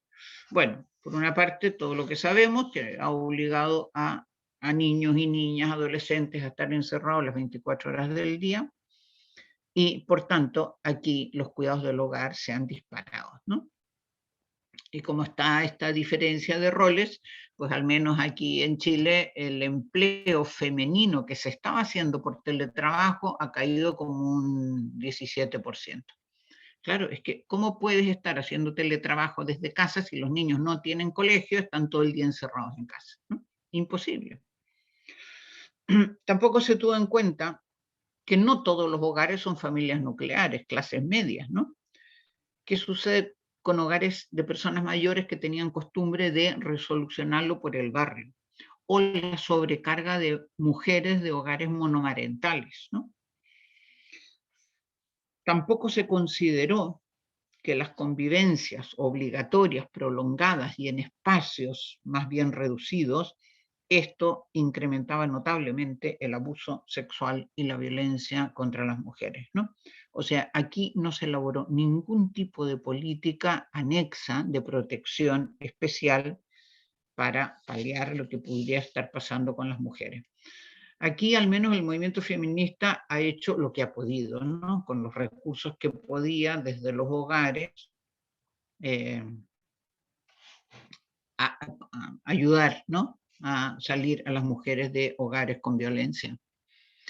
También por otra parte son mujeres la mayoría de las cuidadoras externas, es decir, cuidadoras de personas mayores, en residencias, en domicilios, las empleadas, yo creo que hay que suprimirlas ya, darles otro empleo, pero no tiene sentido que, bueno, no debiera tener sentido que los países europeos importen mano de obra de mujeres pobres de países más pobres y que los hogares de cualquier país importen mano de obra pobre de gente más pobre de su propio país, ¿no? Cada uno tendría que ser capaz de su propia cuidado, de su propia reproducción.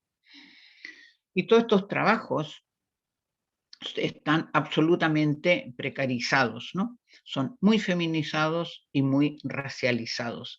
Y además el valor que le da la sociedad queda claro con los salarios que reciben, ¿no? Que son los salarios normalmente más bajos del mercado, ¿no? Además, yo creo que el virus, por otra parte, tiene un contenido político, que antes algo comentamos, de este confinamiento obligatorio, ¿no? Es como una orden de supresión de libertades, ¿no? Porque claro, te mandan a casa y no, ahí te quedas, ¿no? Y entonces, bueno, ha servido para desmovilizar básicamente a la gente. Y además se ha incrementado la relevancia de la gripe, que me gustaría saber hasta dónde es tan relevante, ¿no? Porque hemos tenido gripes mundiales donde ha muerto mucha más gente, ¿no? Este es más contagioso, pero muere mucha menos gente. Porque además en las noticias solo se habla de la gripe, ¿no? Parece que no hubiese otra, o sea, todos los problemas sociales políticos que había han desaparecido, ¿no? O sea, yo creo que aquí hay bastante manipulación. Entonces, frente a todo esto, al sistema que estábamos viviendo, que ya la propuesta estaba, ¿no? Y que se agudiza ese sistema con la crisis, con el virus, la economía feminista lo que hace es plantear un paradigma alternativo. Antes decía, el objetivo de este sistema es fundamentalmente crecimiento desbordado para aumentar cada vez más el capital en manos privadas. Frente a eso, la economía feminista propone el objetivo de sostenibilidad de la vida, ¿no? Es decir, ese no va a ser el objetivo, sino el de sostenibilidad de la vida. O sea, anteponemos al mercado y al beneficio la vida de las personas, ¿no? Sus condiciones de vida, etc. Y en esto el eje fundamental son los cuidados. No es lo único que afecta, pero son importantísimos. Entonces, aquí yo diría también, como dije antes, que este bienestar, no de estado del bienestar, bienestar, buen vivir, como dicen las zonas andinas, ¿no? No se entiende si no es universal. Antes ya lo comentaba esto, ¿no? O sea, la universalidad es una condición absolutamente necesaria, ¿no? Entonces, todas las vidas deben ser sostenibles y todos tendríamos que participar en esa sostenibilidad, ¿no? Todas las personas debieran poder desarrollar una vida digna y satisfactoria. Aquí, claro, la pregunta que puede caer rápidamente es ¿y qué quiere decir? ¿No? La sostenibilidad de la vida, ¿qué quiere decir una vida digna? ¿Qué quiere decir un buen vivir? ¿No? Yo creo que estos conceptos es verdad que los tenemos que seguir profundizando, porque si no corremos el riesgo que la vida en el centro, la contradicción capital-vida, la sostenibilidad de la vida, etcétera, se conviertan en eslóganes, ¿no? Vacíos de contenido. Y el sistema tiene muchísima facilidad para coaptar, ¿no? Conceptos, palabras y quitarles toda su potencia. Esto tenemos que evitarlo y por tanto en la economía feminista seguimos intentando profundizar, buscar más matices de cada uno. Pero yo también creo que no requieren una definición, no es un concepto así claro que diga esto es tal cosa, no, tienen que ser ideas como en permanente debate con todos los sectores de la sociedad, en permanente debate, pero hay que mantener unos principios básicos ineludibles. Lo digo rápidamente. Digo algunos, seguramente hay más y los podemos completar. Yo diría, primero, hay que apostar por una idea de la sostenibilidad de la vida, de vida digna, de buen vivir, como queramos, donde los sistemas humanos estén insertos en sistemas naturales, ¿no? Es decir, respetemos todos los propios ciclos de reproducción. Esto es lo que a veces llamamos vivir más despacio, ¿no? O sea, no expoliemos tanto, no consumamos tanto y vivamos más despacio, ¿no? Un segundo principio, bueno, y esto es de sensatez, porque es que si no, esto se nos acaba en 4 días, ¿no? Bueno, nos acabamos nosotros, el planeta va a seguir. Un segundo principio tiene que ver con las tecnologías que se utilizan. Muchas veces se dice, uy, este sistema es muy eficiente, pero ¿por qué no miras el ciclo completo?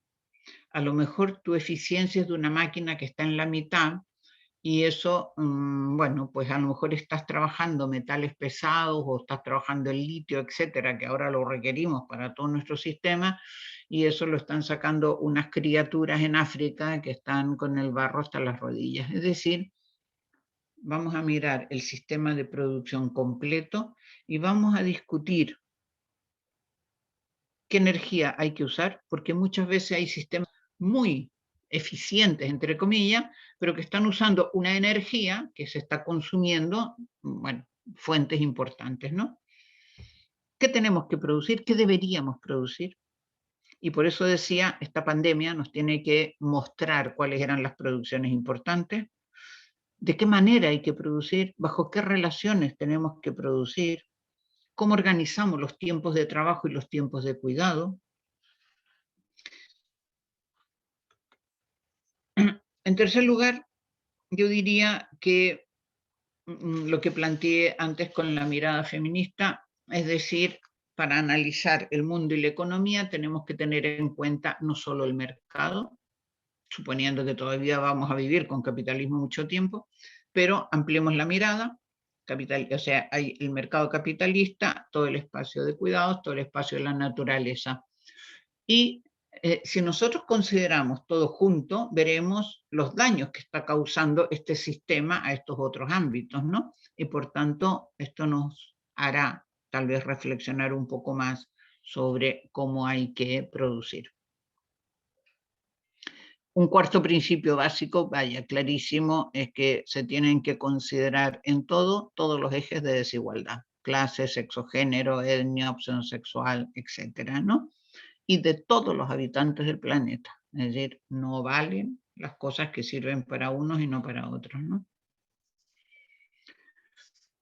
Y el quinto principio es el conflicto con mayúscula, digamos, capital-vida, que creo que siempre tiene que ser leído, digámoslo así, en clave feminista. ¿Y con esto qué quiero decir? Yo he tenido muchísimos debates con compañeros, pues eso, ecologistas o de economía social y solidaria o de economías, bueno, economías heterodoxas, ¿no? Y claro, digo, ¿estás de acuerdo con la vida en el centro? Por supuesto que sí. ¿Estás de acuerdo con, en vez de capital, que apostemos por la vida? Por supuesto que sí. Pero cuando entras a discutir, ¿y eso qué significa? Generalmente me hablan de cosas que son, digamos, de puertas afuera. Es decir, de cosas que yo también estaría de acuerdo, ¿no? El nivel de sanitario de la gente, el nivel de alimentación, el nivel de educación con los contenidos, etc. O sea, una serie de cosas que significan un buen vivir. Absolutamente de acuerdo. Y de puertas adentro, ¿qué sucede? Claro, aquí el tema de los cuidados se sigue con, o sea, es que yo creo que no son conscientes que se sigue considerando un tema privado, ¿no? Y por tanto, cuando hablamos de qué quiere decir buen vivir o capital vida, esto no entra, ¿no? Entonces, aquí eso es lo que yo digo, tenemos que mirarlo siempre en clave feminista, ¿no? Bueno, en resumen, creo que tenemos una idea más o menos clara por dónde no queremos seguir. Y una idea más o menos difusa de por dónde tendríamos que ir, caminar hacia una transición, ¿no? El camino es largo, no somos tontas, ¿no? Ni ingenuas, ni nacimos ayer, es decir, sabemos las dificultades del proceso, ¿no? Pero creemos que hay que actuar en política si se puede, en acciones, sea, de dos maneras, o al menos en dos líneas, una a corto plazo, porque hoy no puede seguir viviendo la cantidad de gente que está con vidas precarias, ¿no? Por tanto, esto hay que resolverlo rápido.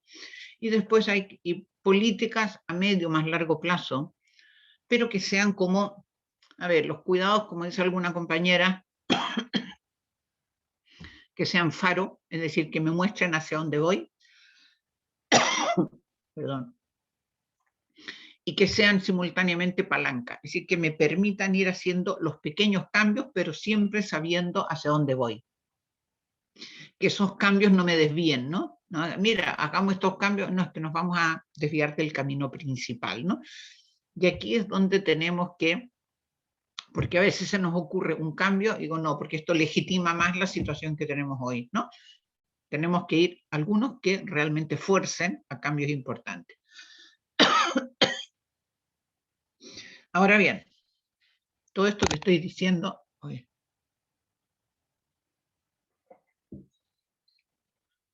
sabemos que es muy difícil y por eso que tenemos que ir haciendo estos cambios, estas políticas directo para allá, porque implica reformas ecológicas profundas, que aquí todas las empresas extractivistas no van a estar de acuerdo. Cambios en la estructura de propiedad, ¿no? En Chile el derecho al agua sigue siendo privado, por ejemplo. Transformaciones en el modelo de vida de la población, lo que hablábamos antes. El consumismo, del endeudamiento, esto hay que transformarlo. Esta parte de este comportamiento es parte del propio neoliberalismo, ¿no? Y también el uso del tiempo, ¿no? Vamos a ver cómo organizamos para que los cuidados tengan más tiempo. Medidas de austeridad razonables para unos sectores de la población, claro, los que están hoy consumiendo muy por sobre la media de la población, ¿no? Y por supuesto que un cambio muy importante en todo lo que son las pautas heteropatriarcales de comportamiento. O sea, esto es muy complicado, ya lo sé, estamos en una gran incertidumbre, pero bueno, todo va a depender de lo que tengamos potencia para ir realizando y cómo lo podemos situar, esto que dice la economía feminista, los conocimientos y las acciones situadas, ¿no? Es decir, no hablemos del global, podemos hablar para situarnos en qué entorno estamos, pero después cada una tenemos que actuar en nuestro territorio y aquí las características normalmente no son las mismas, ¿no? Bueno, muchas gracias por la paciencia. No sé si queda un poquito de tiempo por si hay alguna pregunta. No sé, Liliana. Gracias a ti, Cristina. Muchas gracias. Nos queda un poco de tiempo, sí. No sé si hay alguna pregunta. Si no la hay, a mí me gustaría mucho de pronto si pudieras contarnos un poco del último libro que acabas de editar, Existiendo desde la Abya Yala, que es, digamos, un compendio de trabajos sobre lo que ha sucedido durante la pandemia a partir del análisis de la economía feminista. Y veo aquí en la introducción que hay una tercera parte que suena muy, muy interesante, que es una parte donde se plantean las incertidumbres y riesgos del incremento de la desigualdad en la pospandemia y se abordan algunas posibles ideas para el desarrollo de acciones y o políticas de transición sostenidas desde la mirada de la economía feminista. No sé si pudieras contarnos un poco en general del trabajo, de qué encuentras en este trabajo que no hemos leído todavía, y que aborda, digamos, lo que ha sucedido durante la pandemia en distintos territorios de la Abya Yala y un poco estas propuestas de salida que se plantean en esta tercera parte. Si nos puedes contar un poquito de esto, sería un cierre buenísimo. Muchísimas gracias, Cristina. Bueno, a ver, el libro tiene una pequeña historia porque primero, bueno, yo a Verónica Diz la conozco hace tiempo, que es la que lleva la editorial Madre Selva en Buenos Aires, una editorial pequeñita, bueno, muy interesante, porque ya nos había reeditado otro libro anterior, ¿no? Entonces ella me había hecho una propuesta de hacer algún libro de economía feminista en Abya Yala. Pero mientras lo estábamos hablando a ver cómo lo podíamos hacer, llegó la pandemia, ¿no? Y entonces dijimos, claro, no podemos hacer algo ahora así que no lo toque. Y entonces empezamos a pensar cómo podíamos hacer este libro. Bueno, entonces el resultado fue, hay un primer capítulo mío como introducción donde cuento un poco lo que he contado aquí, así en general, ¿no? O sea, como la visión de la economía feminista. Porque yo le decía a Vero, esto la gente que va a leer el libro más o menos ya lo sabrá.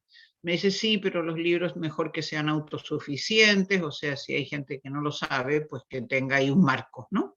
Bueno, eso es aparte.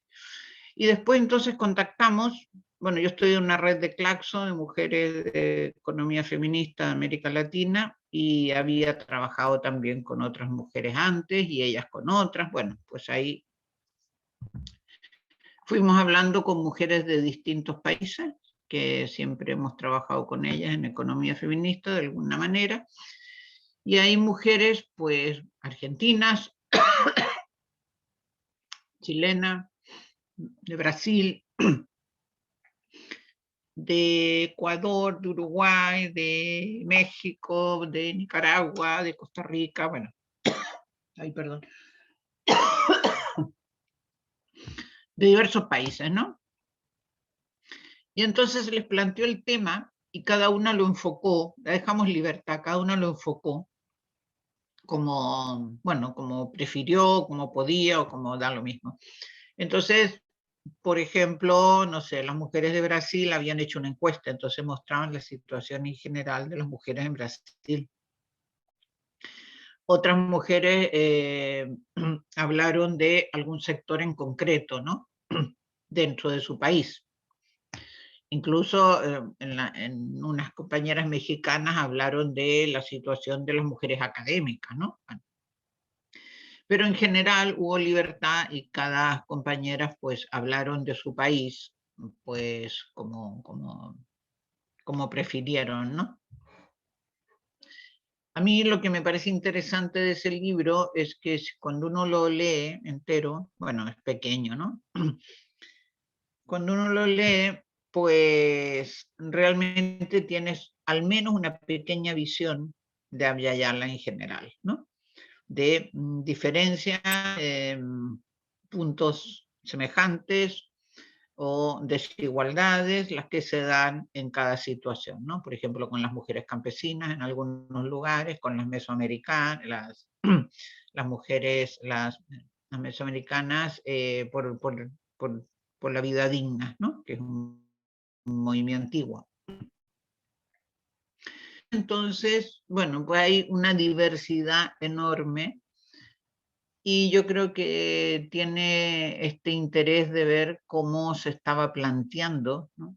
Cómo se planteaba desde la economía feminista todo lo que estaba pasando y además la realidad de muchas mujeres en Abya Yala, ¿no? Las desigualdades que se estaban viviendo, cómo se estaban viviendo, etc. Hicimos una presentación ayer precisamente, pero era en una maestría de Buenos Aires, y entonces era dirigida fundamentalmente a los estudiantes, entonces se hablaba también de economía feminista, etc. Pero va a haber otra presentación donde van a participar autoras, distintas autoras del libro, ¿no? Esto aún no está a la fecha, mandar por si hay gente que quiere sumarse a la presentación, a escuchar a las propias autoras, ¿no? Eso es un poco lo que hay en el libro. Bien, Cristina, pues creo que ya estamos sobre la hora de cierre. Entonces, nuevamente darte las gracias. Muchísimas gracias de verdad por habernos acompañado hoy en la maestría, Cristina. Esperamos seguir en contacto, poder continuar leyéndote. Creo que es una teoría muy interesante esta discusión que nos has traído y esperamos que podamos seguir en conversación. Muchas gracias a César. César, ¿estás por ahí? Sí, muchas gracias. Únicamente Juan Carlos mencionó algo antes de irnos. Dice que le gustaría conocer el poema del siglo VI que menciona Cristina. Mira, esto está publicado por una, pero claro, no sé si lo encontrarás. Te puedo mandar una foto. Si Liliana después me pasa tu correo, sí, tu claro WhatsApp, sí. Porque es un libro que escribe una poeta española, pero radicada aquí en Chile, en Chiloé, hace 30 años. Y ella entonces se ha dedicado durante 20 años a recopilar poemas de mujeres de todos los siglos, ¿no? Y sacó un primer libro, ahora ya tiene en imprenta el segundo, sacó un primer libro de mujeres del mundo. Y entonces ahí está y empieza así desde, creo que el primero, ya no me acuerdo si era 20 siglos antes, bueno. Este es muy cortito, desde una mujer que reniega de lo que le toca hacer en la cocina, ¿no? Claro, están traducidos al castellano, porque esta mujer, creo recordar, que era de Mesopotamia. Y ahora sacó una segunda edición distinta que es sobre América Latina, o sea, mujeres de todas las épocas de América Latina, ¿no? Pero te lo puedo mandar, o sea que, porque el libro no sé si lo vas a encontrar, aquí en Chile puede encontrarse, pero es difícil que esté en otros países, ¿no? Se llama Mujerío Poético, el libro. Mujerío Poético, y el nombre de ella es Maribel Lacabe. Vale, Y pues entonces, hacemos el puente para que nos lo mandes. ¿Les parece buenísimo? sí, Yo te si lo tú paso me das también. los datos, pues Vale. yo te lo mando a ti, ¿no? Te mando una foto de la página del libro del poema y tú se lo haces llegar a Juan Carlos, ¿no? Perfecto.